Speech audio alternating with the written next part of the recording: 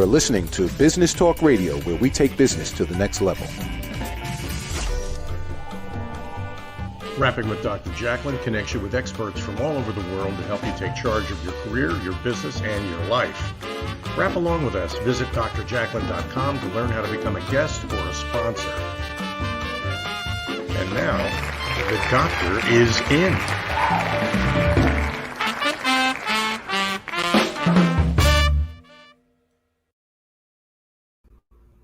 Hello and welcome to USA Global TV and Business Talk Radio. You are watching Talking Heads, where some of the world's leading experts come and present a 15-minute lesson to help make us better personally and or professionally. I am Dr. Jacalyn Kerbeck, and I am so excited to have you here as we transitioned from A Better You and celebrated our 100th episode last week, and we have launched Talking Heads. With me today is our guest presenter, Regina Longo. Hi, Regina. Hi, Dr. Jacalyn. Thank you for having me today. It's so nice to have you. And actually, our other guest is here with us as well. Hi, Devanshu. Nice to see you. Hi. Great to see you guys. How are you guys doing? We're doing really well. Thank you so much for being here.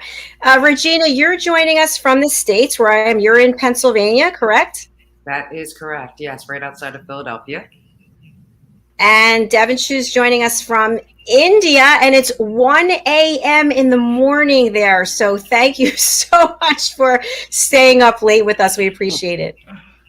Yeah, thank you.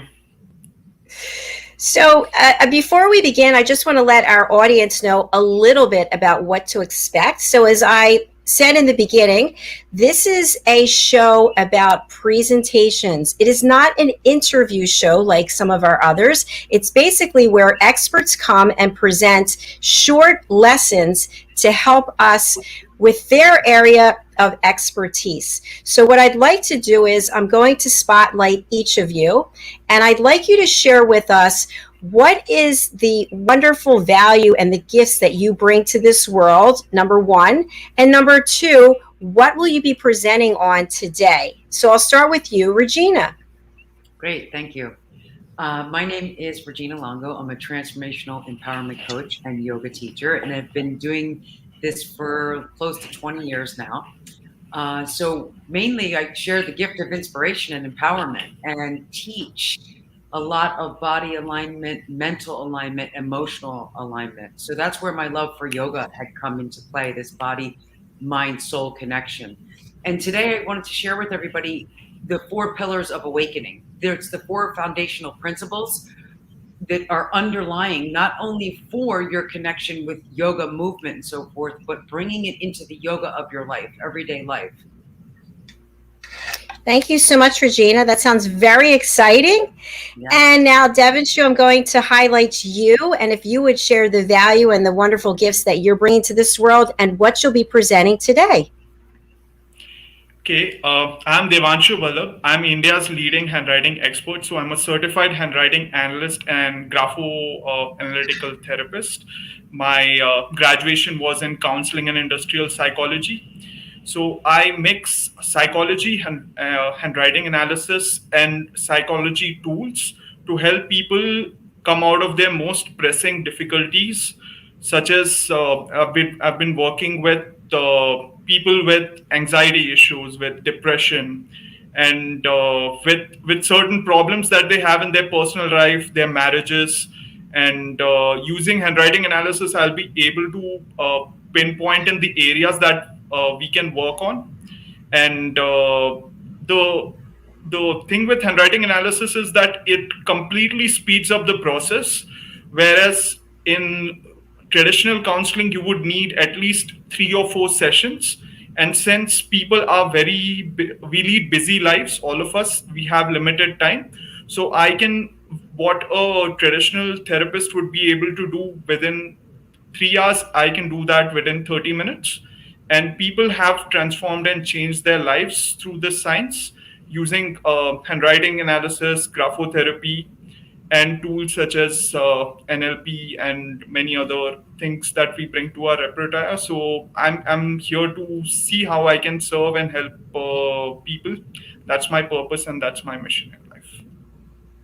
Thank you so much. That's wonderful. And I want to just share that I did give a handwriting analysis to Devanshu. So I'm not sure if he's going to be analyzing that today as well, but we will find out. So Devanshu, because it's so early and it's in the middle of the night there, I've asked Regina if you can go first, and she gladly said yes. So I'm going to spotlight you. And so this is a short lesson. We actually have a timer if you would like. It's a 15-minute timer, but if you feel you're going to go, 30 minutes, then we won't use the timer. So what are your thoughts? Yeah, sure. I don't mind having the timer. Okay, wonderful. Then Regina and I will go backstage and we'll spotlight you, and the stage is yours. Okay. So this was an early morning where I woke up, and what I noticed was that on my phone, I have this bad habit that I check messages in the morning. I think most of the people can relate with me. So one of my friends, Naresh, who has climbed the Mount Everest, he sends me a picture. So I click on the picture and I see it's a handwriting. So as any graphologist would be, can I tell you a secret here, that we analyze your writing before seeing the letters actually. So I go ahead and I start analyzing the writing. The writing is very tall. That indicates vanity. And the letters are falling off. And there were so many interesting and amazing things in that writing. And then Naresh calls me up and he says, and he is completely panicked that, did you see this writing? I said, yes, I did see it. And Naresh is not a person who would panic easily. The guy is, built to last. And I see the writing and I also start panicking because the writing is a suicide note. So it says, I'm going to kill myself and please don't try to find me and no one is responsible for this. So I go into a state of panic myself, and Naresh says to me that you're a handwriting expert, so why don't you analyze this writing and tell me whether my friend is alive or not. So I'm in a big fix that what if I tell the writing is suicidal and he comes back, or vice versa, both ways. Only thing that would work in my case would be if I analyze this correctly. So I go about analyzing the writing. And at this point in time, I had done 3,000 plus one-on-one analysis. And I analyze the writing and I find out that his writing has a lot of pride in it. People who have a lot of pride in their writing, they don't normally commit suicide or self-harm. So I tell him that this person would not commit suicide in a normal circumstance. So you can go ahead and you can find him. So long story short, they find him in the evening at one of the restaurants, one of his hideouts. So that day, I believe that handwriting analysis has the power to change lives.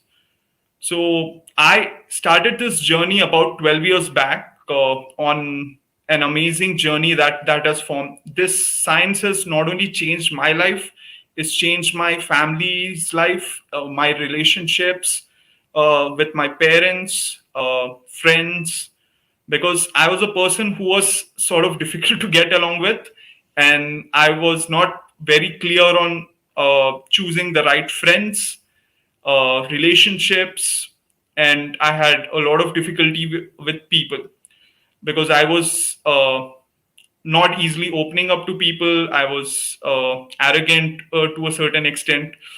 So this science made me to understand people very intimately, and myself in particular. I had a lot of flaws that were there that I could, and I got my handwriting analysis done by someone about 12 years back. So there were two rows that were there. The first row was all the positive traits. So seeing that, I was very happy. But the right side, which had all the negative sort of traits, that kind of irritated me, because I knew that these things are my flaws, but I really appreciate the handwriting analyst who did that for me. And I was able to work on these things, and I come on three television shows, which are the top television shows in India. I've come multiple times on the top radio channels in India. I've traveled, I've seen the lots of parts of the world, and it's been an amazing journey. And why the science is really, really close to my heart is because have I'll ask you these important questions, and these have the power to help you to understand yourself and others.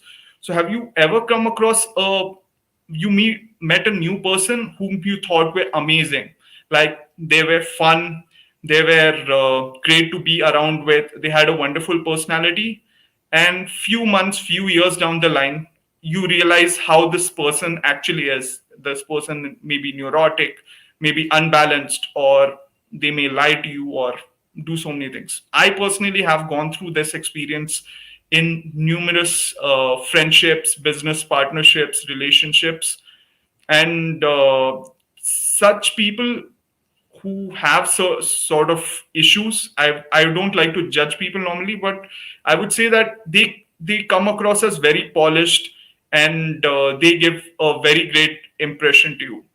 So in India, if you see the marriages that are there right now, out of 100 marriages, one ends up in a divorce. And I mean, in US, the statistic says that about 50% of the people end up in divorces.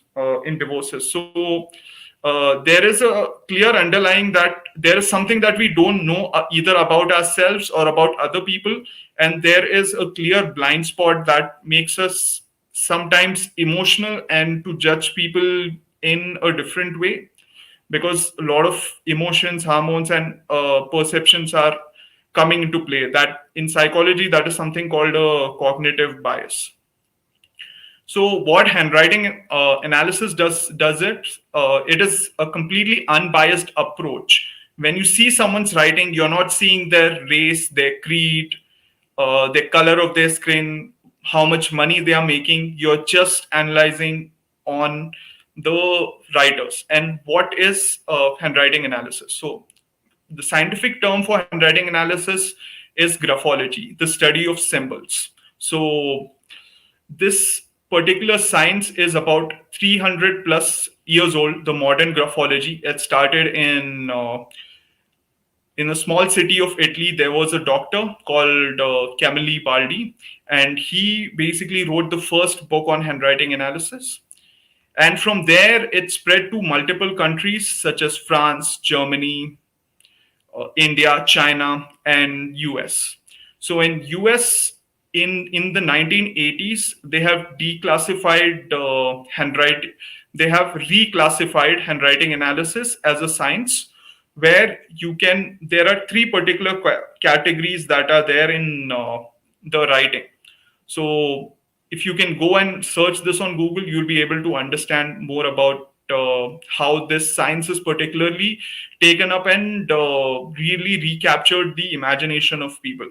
So when you type France handwriting analysis on Google, you'll read a lot of interesting very articles, because about 60 to 75% of the companies in France use handwriting analysis as a tool for recruitment. Yeah, that's a very surprising thing. But a lot of companies in UK as well, 3,000 plus companies use it. And why did we do this is basically because corporations, they lose a lot of money while hiring people in India, especially for each wrong hiring, especially in the tech sector. They lose about 20 lakh Indian rupees. That is about 25,000 US dollars. And in US and other countries, for onboarding an employee, it takes about $250,000. And for each wrong hiring, people lose about 30% of that amount. And for a small business or small business owner, if you are a small business owner, you really understand this, because I'm also a small business owner at the moment, the business of handwriting and handwriting analysis. My company is called Handwriting International. So for each wrong hiring, it can be really difficult for a company to survive if you choose the wrong person, whether in any field altogether. So, handwriting analysis not only helps us to understand ourselves, but also to understand others, and most importantly, to empathize with other people. Because I know myself that I'm not a perfect person like any one of you. And anyone's writing that I see, I understand what this person has gone through to become this way. Because there are people who are overtly sensitive by nature, and even a small encouraging word, a small word of kindness can really make their or change their lives.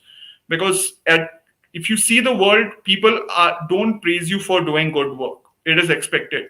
But even if you make a small mistake, people are critical about it. And someone who is, say, working in a McDonald's, and they hear only criticism about themselves, and if you say a positive word to them, their life or their day especially, they it transforms them. So handwriting analysis really creates a way where you can also analyze and also meet people. Because it's a way where I can add value. So whenever I meet a new person, they ask me, Devanshu, what do you do? So I run a company called Handwriting International. And what do you do there? So I say I'm a handwriting analyst. So their face really lights up, and they say, could you analyze my writing and tell about me? So I analyze their writing, and within 15 minutes, they are my new friend. So I have touched their life. So, and my contact list on my phone, where I can connect with so many people that like if I have to get my website done, I ask a friend whose handwriting I have analyzed and helped. If I want to get say videos and things done, I go and I check my list of people. And then you make a lot of friends, you touch a lot of lives. And you can also, in a way, you can improve your close relationship with your spouse, your friends, your mother, your father. Especially in India, we have a closer relationship with our parents. So I'll tell you about my understanding is that my relationship with my mother had its ups and downs. And 10 years back, I analyzed my mother's writing, so I understood she's overtly sensitive and caring as a person. So anytime I was a bit critical of maybe how she was cooking or doing something, she felt hurt about it, but she wouldn't express it. So I was able to mold my behavior in a way that we have a much closer and better bond than before. And I was able to do many things for her. And also in many cases, in certain relationships, whether I was looking to date someone or go out with someone, I would also see their writing as a way to understand themselves and how to treat them. But also it helped me in, most importantly, in getting out of bad relationships. Because there were danger signs where, okay, I would know that maybe this relationship may or may not work out. And I was able to save a lot of time, a lot of energy, and years of my life, because I was able to use this science to understand people in general. So this is, in a way, it's a superpower that gives you that uh, you can analyze, you can understand what is this person's mindset, how they will behave from situation to situation just by looking at the strokes of the writing. And handwriting analysis is the term, it is a mixture of a science and an art. So science, where we look at certain letters, the spacing, the mathematics side of things. And art, because each writing is like a picture. So how this person is forming the loops of the letters, is their writing tall, small? So it's, each writing is a complete picture of ourselves. So if you would say someone's body language tells a lot about them, if a person is drooping and he or she talks in a soft voice, and you get to know this person is not very happy in their life. So similarly, just by seeing the writing and the strokes of their writing, I am able to tell if this person will behave. Is he enthusiastic, or is the person depressed? Is the person reliable, or is this person dishonest, or does he or she lie in certain situations? So first, what I do is I understand what is my blueprint by seeing my writing. I have got my handwriting also analyzed by a colleague, so I can analyze. I have got great analytical ability, and I can research on certain topics. I've got my blueprint altogether. Then I look for people who are complementary to my blueprint, because I'm a person who likes to do things fast and move ahead, and help and serve people. So if I find people who are like-minded, then I will succeed much more. And I hope that this science will uh, also help you. And I'm looking forward to serve you and help you through this science. Thank you. That's amazing. That was excellent. Oh my gosh. I've never had a handwriting expert on the show, nor have I ever met one of the leading experts in the world of handwriting analysis.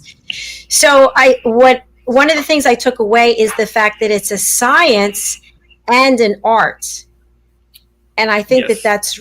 that's amazing. So one thing I would love for you to share is when you started down this journey to do this, how did you know this was your calling? So if you look at this journey, I never wanted to get into writing analysis. My dad he did a workshop basically into this. He got a book, so I used to laugh with my mom that okay, like he's got into so many things, so now he's going to get into astrology, palmistry. I don't know what he's going to get into. So I was very skeptical about the science, and it's purely by divine intervention that I got into it. I read the book while on my journey, and then I got interested in the science. I changed my writing, my self-confidence improved, and I took it as a passion because I wanted to read more and more books. I got certified from US on handwriting analysis, and I basically started meeting people, talking to people, analyzing the writing, and we used to do events in corporate companies such as Deloitte, HDFC. So it has been a wonderful journey, and it's come all whole circle right now where I'm teaching people to analyze writings through my institute, and just bring in the next generation and give them all the tools that I've learned, and help them help more and more people. So yeah, that's my calling in life. Well, congratulations. That's wonderful. And I wasn't aware of the fact that companies and countries are actually using this as a way to recruit. I think that's very interesting. What are your thoughts, Regina? I was about to say the same thing. It's so interesting because, years ago, like that recruiting, interviewing process and so forth, they would just go before they even thought of calling you in, just what was on a piece of paper. And which was stroked typically by a computer. But the way he's sharing with us, the handwriting can actually help decipher someone's emotional state of being, which is so interesting. Which makes a lot of sense for companies to thrive and to take on the integral pieces of people to fit into their organization. Because how many people get into a job or go through the hiring state and take a job just to earn money rather than to have it be fulfillment? And this sounds like it goes hand in hand and actually complements the organizations that might hire him to do so, or just someone who hires him, to just figure themselves out and learn their own behaviors and their own way of being. It's very, very intriguing. I absolutely love it. Thank you, Regina. So Devanshu, and I think I saw you go by Dev, is that correct? Yes, yeah. So do you ever analyze someone's handwriting and you only see good, or you only see bad, or you always see some combination?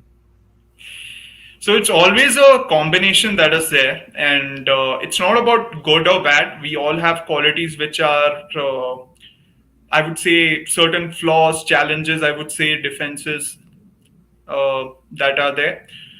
And it's not only about having good in your writing, but how you're going to use it. That's more important, because we have, if you know Mahatma Gandhi, his writing is very, very interesting, because he had a lot of flaws in his writing, and he completely turned and used those flaws as a way to free our nation.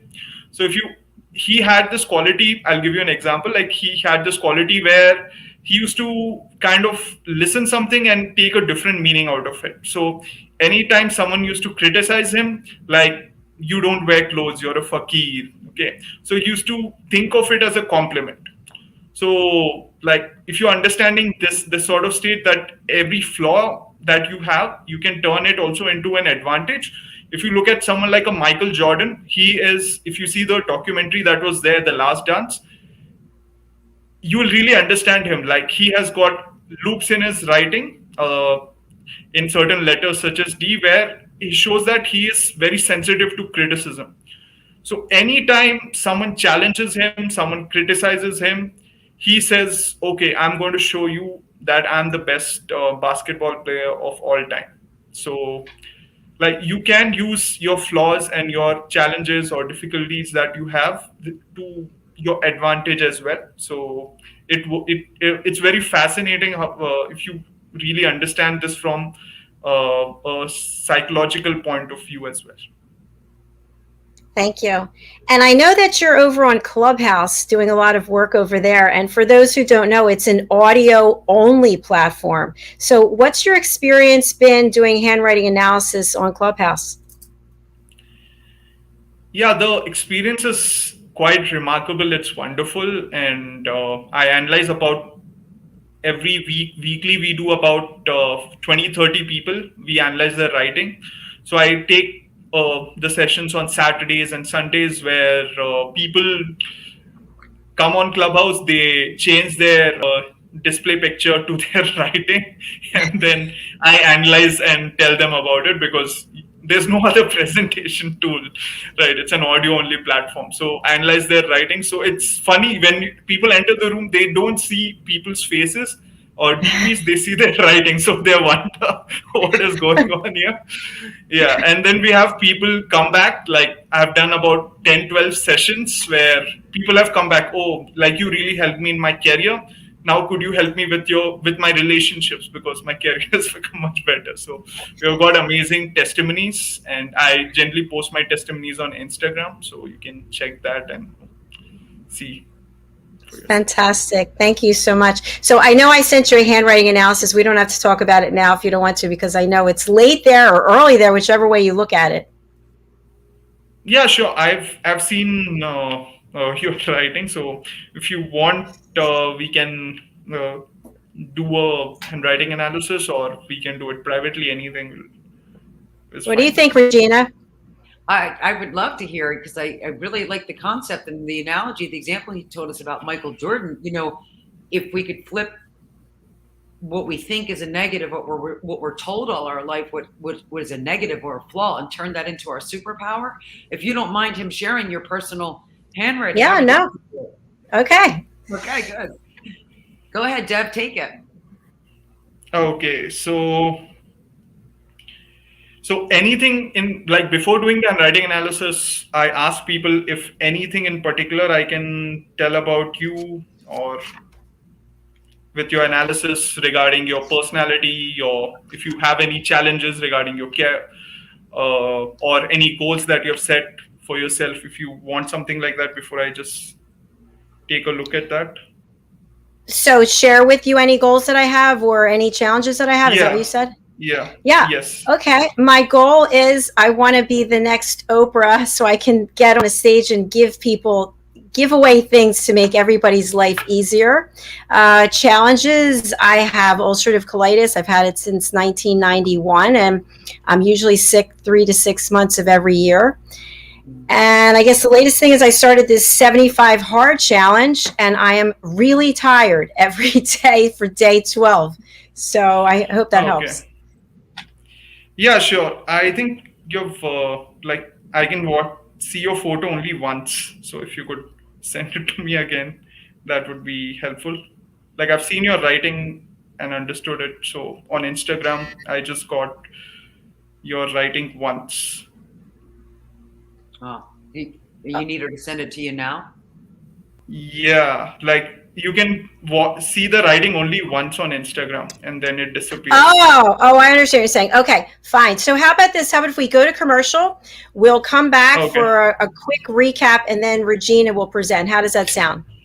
Yeah, 100%. That will be great. All right, perfect. Let me take us to commercial break. We'll be right back. Stay with us here on USA Global TV and Business Talk Radio. Hey everybody, my name is Ralph Graves Jr. I'm the host of the Ralph Graves Jr. Show, and I want to invite you to pick up my book, Unstoppable. I wrote a book called Unstoppable. It's 7 universal laws that will transform how you pursue and achieve success. The one thing that my 20 years of law enforcement has taught me is that no matter who you are, we are all governed by universal laws, like gravity. But in this book, we're going to talk about laws like the law of forgiveness, laws like the law of control, the law of intelligent practice, the law of expectancy.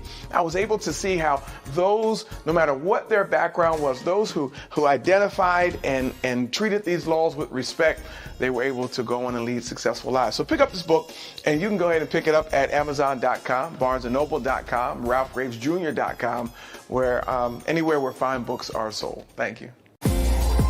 There are 7.7 billion people on Earth today. 40% of these people are under the age of 25.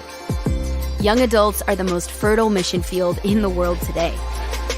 In Scripture, we see Jesus pouring his life into 12 young adults who he equipped to change the world and all of history. Like Jesus, we believe that the best approach to reach the world with the gospel is to invest in young, emerging leaders and equip them to build disciple-making movements. Concentric is the notion of surrounding and sharing a common center. Our center is the model and strategy of Jesus for both leadership development and ministry formation. As a global alliance, we provide equipping in biblical leadership based on Jesus' example in the New Testament. Jesus modeled for us how to make disciples that reproduce. Focusing on leadership development is key to creating movements that spread the gospel and Jesus' disciple-making strategy to young leaders around the globe. Our Ministry Alliance partners are actively equipping leaders and building movements of multiplication that reproduce the life of Christ. Join us today to equip young leaders with Jesus' strategy that will change cities and nations.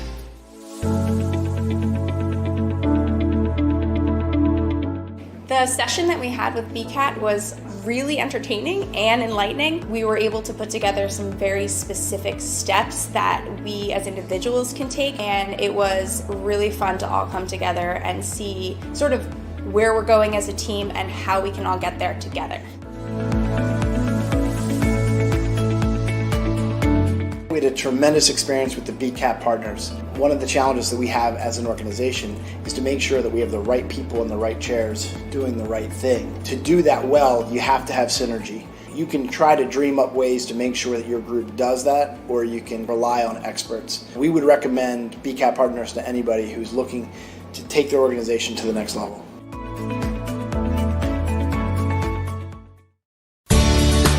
Academy Sedan and Limo is a full-service transportation company serving the Philadelphia metropolitan area with full knowledge of the New York City, Baltimore, and Washington, D.C. areas. We pride ourselves on being the most dependable, conscientious company in the industry. Our always on-time service and dependable pricing make us the company to call for any event or occasion. Our vehicles can accommodate any size party for any occasion. Our vehicles range from four-door sedans to SUVs to minivans to limo buses to full-size tour buses and can accommodate groups of 2 to 100.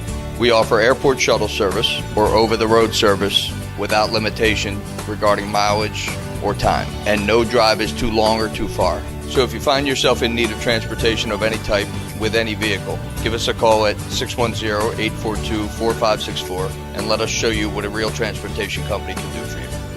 Use code ACADEMY2020 to receive 20% off your first 3 rides, including parking and tolls. Ladies and gentlemen, here it is, the most listened to radio show on the planet. Even the other stations are tuned in too. You're listening to Business Talk Radio, where we take business to the next level.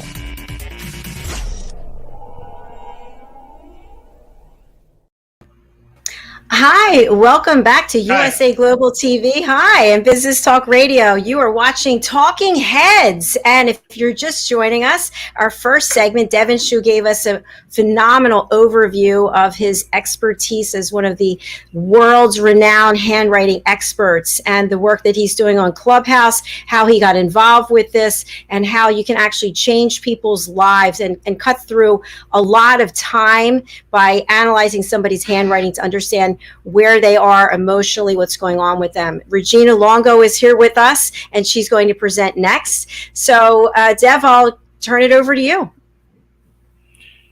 Okay, so from seeing Dr. Jacalyn's writing, I can tell about her that she's a person of insight, of vision, and of ambition. She's compassionate as a person, but she takes decisions by logic, what is right for her, her family, company, and overall. So she has good judgment power, but she remains balanced on both sides. She is compassionate, she can connect with people easily, but her decisions mainly are very well thought out, and she analyzes everything before taking a decision on things. And most of the time, people would ask you this question: how do you get so much energy? How do you get so much drive? How do you manage so many things by yourself? I think most of the people would say. So I would say that you have a lot of determination within you. Like, you don't get tired very easily. Like, people would be exhausted by the end of the day, but you keep on going. And you're a person who doesn't depend on people for anything. Like, you're very self-sufficient. So if I put you on an island by yourself, I think you will be able to manage really well by yourself. That I'm actually on an island. That's pretty funny. That's true. You are on an island. I'm on an island. I love that. Okay. Wow, everything is so true about you, Jacalyn. I'm sorry, Regina? Okay. Everything Deb just shared is so true about your Dr. Jacalyn. I mean, I know you differently than analyzing your writing, but everything he's sharing is like on point. Yes, I would agree. Thank you. Now here comes what I have to work on. Okay. So one thing, what I think with the television and maybe broadcasting industry is that you have a very close set of friends, and you take time to sort of build trust and with people, and at times certain relationships and these things, you have your own privates, like you broadcast and you have your own private space. So at times it might be a bit of a challenge to reach out to you with your friends. So trust is one area that maybe you can sort of work on, because I can completely understand that when you're in the entertainment television industry, it becomes really bit of a challenge for trust and these things to develop. And you're also cautious as a person. You double check on everything, lighting, everything from all. Then you sort of make you come on broadcasting and everything. So things work out great because of that. But at times you'll have to see where you can take certain risks which are calculative. So I mean, overall, things are working out great, but if you have to make the next leaps, like you said, to opera, then I would say that you can look at working on a different blueprint or personality blueprint altogether. So this was my analysis of you. Thank you. Thank you very much. I appreciate that. That was fantastic. Excellent. Regina, anything you want to say? No, I thought that was amazing. I might be Instagramming you my little handwriting so you can see that. Yeah, sure.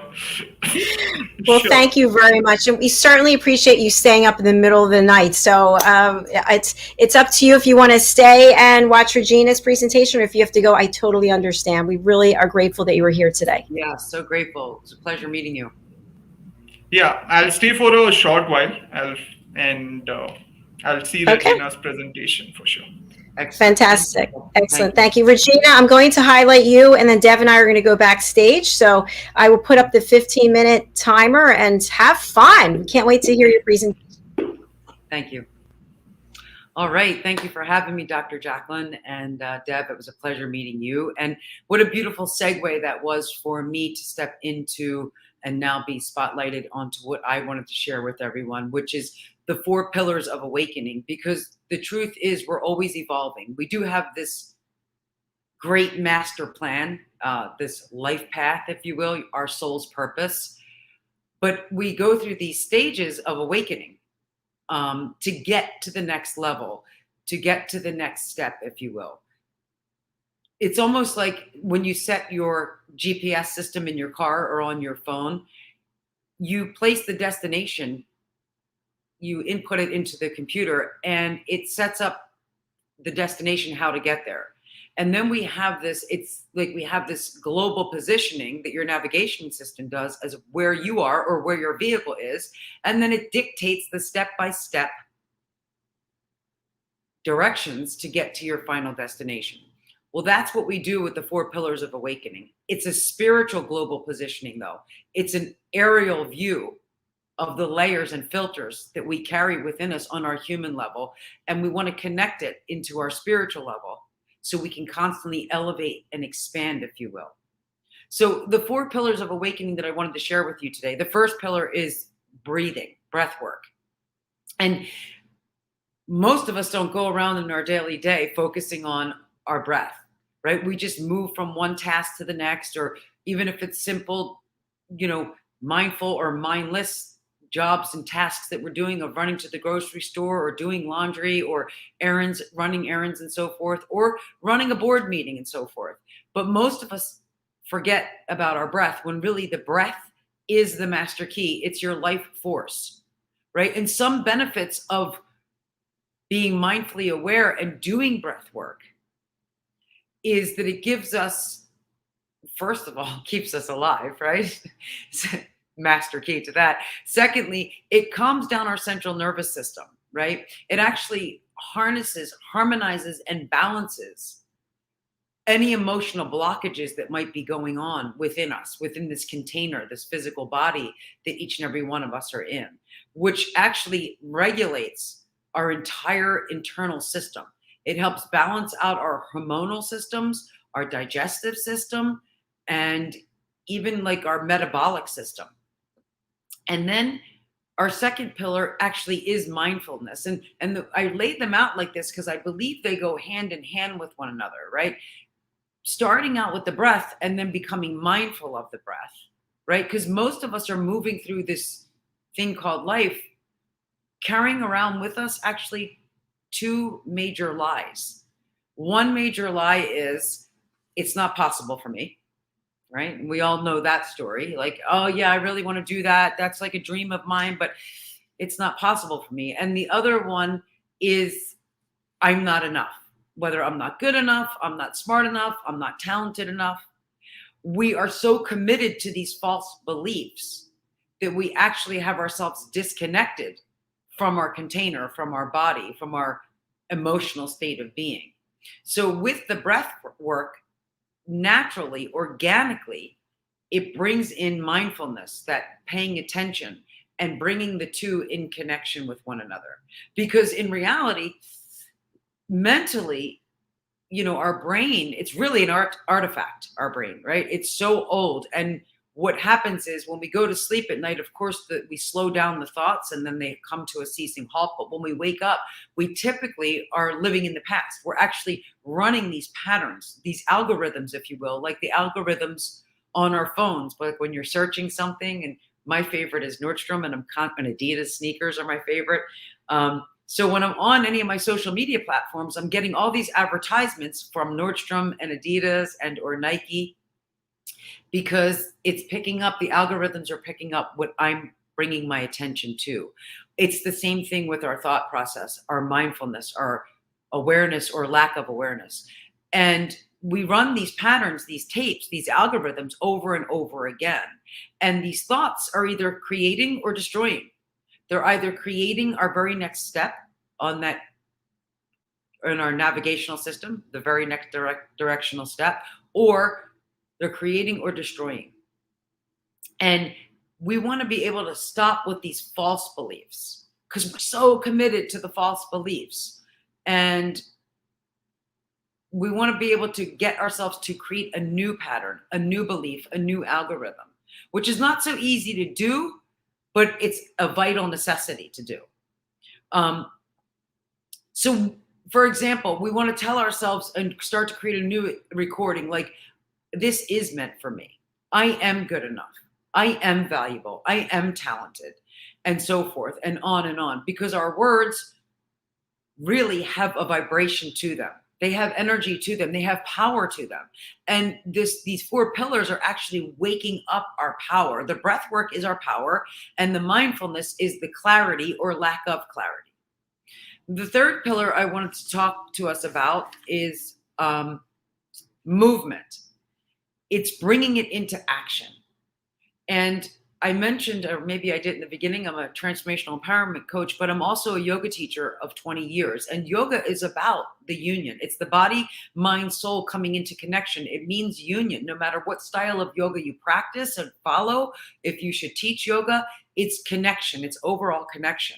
And that's what movement's about. So it doesn't necessarily have to be yoga movement that you do. Maybe you enjoy walking in nature, or walking on the beach, or maybe you enjoy running, going out for a run, or going to the treadmill, or going to the gym and lifting weights, or joining a class. Any kind of movement connected to the clarity, these new beliefs, along with paying perfect attention to the breath while you're doing the movement, creates these new patterns, these new algorithms, if you will. And with that, then the fourth pillar that we come to would be the pillar of gratitude, where we come into resonance now, where we come into connection with God, with the universe, whatever we believe in. Our higher consciousness now is connecting with our human consciousness, right? And some examples to do and be in the state of gratitude, which is the same thing of appreciation, could be meditation, whether it's moving meditation, seating meditation. Could be mirror work, which I have a lot of my clients do, which is kind of really challenging and awkward for so many. It's getting yourself in front of the mirror and looking through your eyes, through these beautiful windows into the soul. And I have my clients do it like 30 to 45 seconds in the morning, and then 30 to 45 seconds in the evening before retiring to bed. And what I have them do for those 30 to 45 seconds is talk to themselves with these new patterns, these new algorithms that we talked about in the mindfulness pillar, which I love you, and bring your name into it. Like, for example, I love you, Regina. You're doing a great job. You're evolving. You're growing. You did the best you could today. Things of that nature. And just get it on a new loop, a new pattern, and really start to talk to yourself. And it's going to feel really awkward at first, because we're not used to receiving that way. We're used to giving so much and working so much on a dynamic masculine level, doing. But these 4 pillars allow us to come into harmony and balance and start receiving. So in that mirror work or meditation or your journaling work, I have people also ask themselves, especially on a journal prompt, what am I really, really great at giving? And the first thing that pops into your mind. And then the second question, which most people have a challenge and difficulty answering right away, is what am I really great at receiving? Receiving the simplicity of a compliment. Receiving the simplicity of you telling yourself in that mirror work that you are good enough. Or you're starting to create like new dialogue, internal dialogue to yourself, right? That you are beautiful. that you are worthy. Most people have a challenging time. We're so good at giving it out to others, but not receiving it. We want to harmonize and balance. And that's what these 4 pillars of awakening are. They're really alignment. They're really balance in disguise. Another thing with the journaling of this gratitude pillar is a prompting that I have a lot of clients do is almost like 3 little layers. I have clients and friends and so forth. I do it myself. I start out my journal entry with brain dumping. And brain dumping is simply letting go of all the negativity, and I'm someone that actually does it in the morning before I check my email, before I, turn on TV or music or anything like that.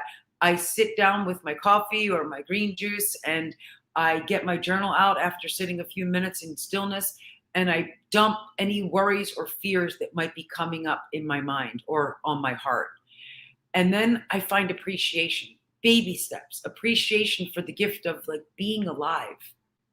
And, being alive, especially at such a time as this, what we're going through in the world, being alive and like, I'm grateful to be here leading a presentation or teaching a yoga class or going for a walk rather than being in the hospital or being sick or, dealing with something like that. That's pushing us into the state of gratitude and appreciation. And then we start to really bring in our focus, starts to hone in and visualize. And that's how we get to answer that question, what am I great at receiving? And we visualize what is really my dreams and desires, because we've been burying them. But this state of awakening that we're going through and these 4 pillars teach us that what we're really about is uncovering our purpose, uncovering our soul's calling, our life path.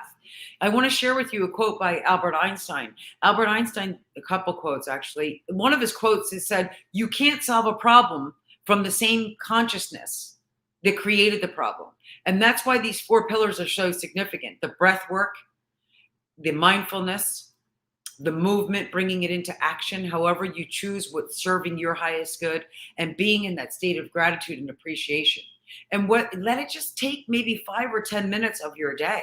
And the more we practice that and we become disciplined or persistent and consistent with that is how we awaken. That's how we awaken. And another quote that Albert Einstein said is, "The one who follows the crowd will usually go no further than the crowd. But the one who walks alone is likely to find him or herself in places no one has ever been before." Well, that's awakening, my friends. That's about getting into alignment and balance and tuning into your life path, your purpose. And when we do that, yes, we're surrendering, we're decluttering, if you will, and defragmenting, just like we would on a computer, things and situations, or like when we clean our homes, things and situations that no longer serve us. And sometimes that's letting go of relationships too, friendships, maybe relationship with a job that we thought was like something for us, but we actually recognize when we start to awaken that that job's really not serving us anymore. Or maybe we were in that job because for a moment it was fulfilling us financially, but it's not fulfilling us internally. Your power, your strength, your awakening comes from the internal, not the external. We used to live in a consciousness where everything was external, or 3D consciousness where we thought it was external.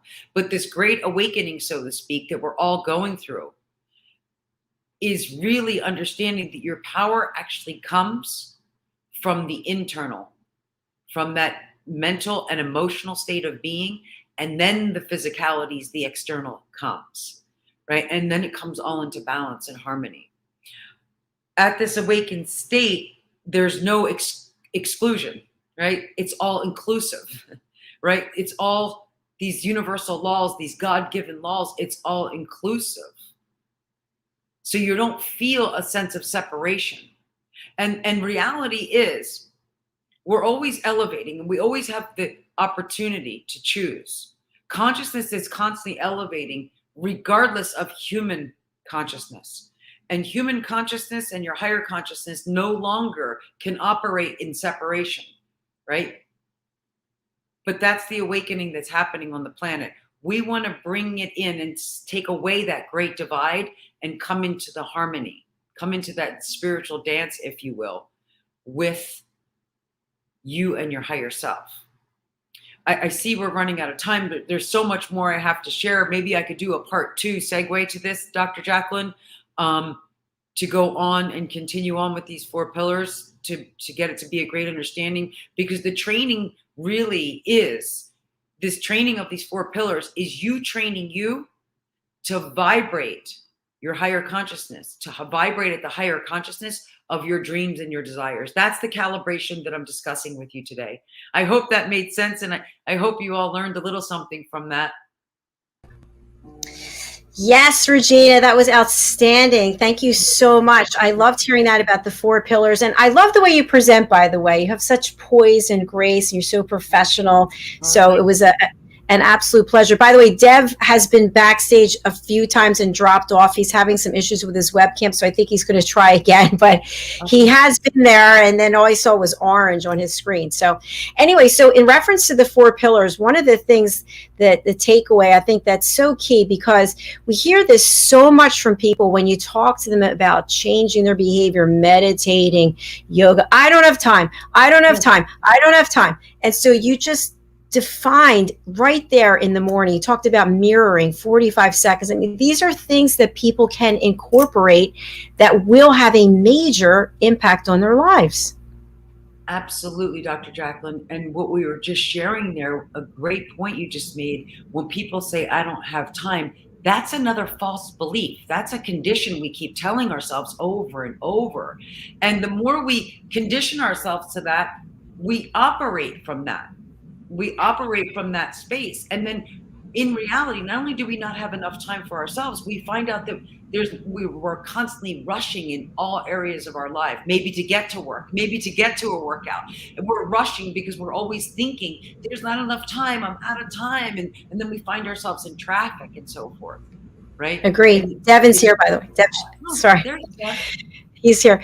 Yeah. So I love what you just said. And something that I want to share about that is when people say, oh, I'm always running late. That's because I'm not judging, but maybe look at your schedule. Look at how you're allocating your time, because you can get a lot of things done if you have a process. And so, Dev, I don't know if you heard the conversation, you're on mute, but we were talking, or Regina was presenting the 4 pillars, which I thought was really fascinating. And the last one I think is so key.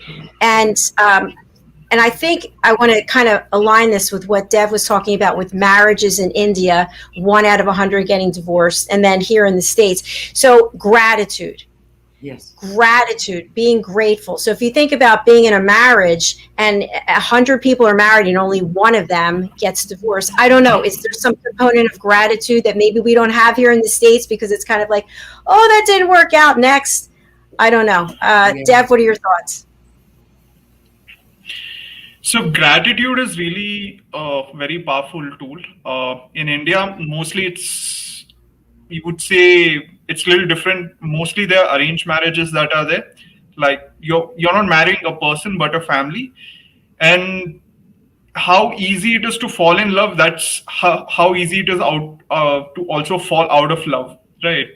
So in India, it's you marry into a family, like it's also having another family, your extended family, whereas you're not just married to a person, you're entering a different community, and there are bonds that are there. So in the other countries that are there, like if you see 10 years back, it was 7 out of 1,000. Now the recent statistic is 1 out of 100 in India. So like we are kind of catching up to the West. But yeah, like I completely agree with Regina. There are a lot of insights that are there. I'm a yoga practitioner myself, and what she spoke about, breath, very, very important. Spinal cord, breath, really like practicing yoga, meditation. It's really changed my life for the better, and I'm able to help and serve a lot of people. It's made me more calm, more happier.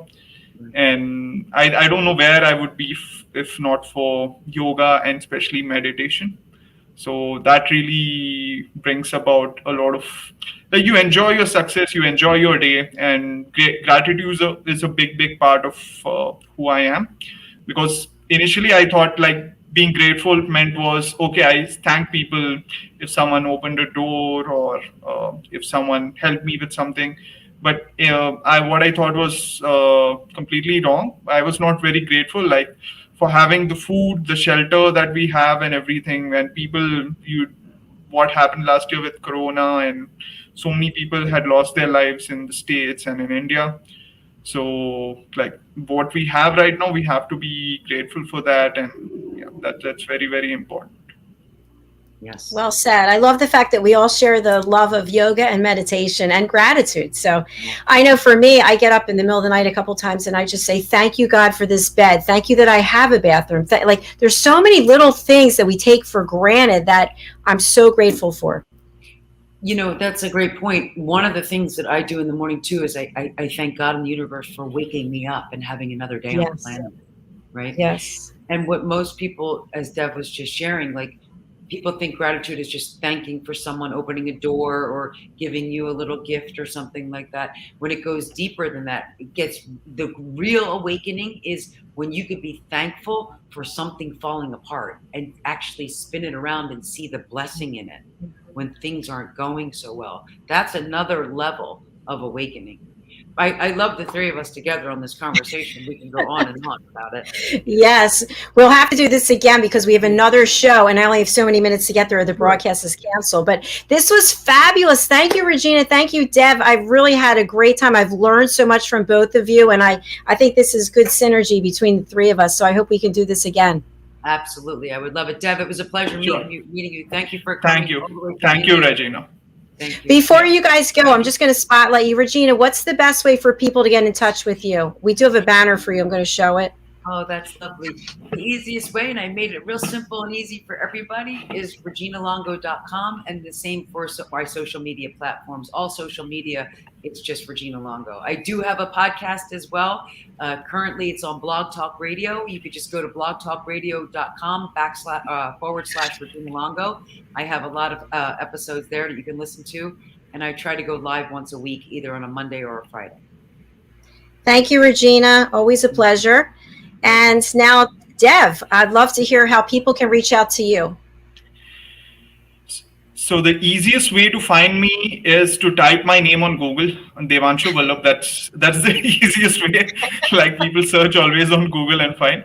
So most easy way to find me is you can message me on Instagram, LinkedIn, my email, and my website. So I'm responsive within 20 to 48 hours. I respond to messages and whenever I'm free. So you can send me your writing, let me analyze and tell something about you. And Clubhouse, we have the sessions on Saturdays and Sundays.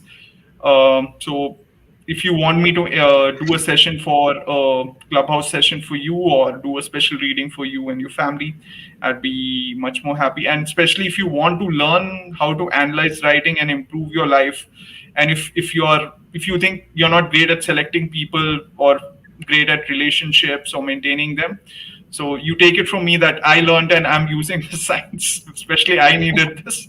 So you can go ahead and get in touch, and we have an amazing program, online course that you can take up and start analyzing writings. It's a fascinating experience. So I welcome you to get in touch with me. Thanks.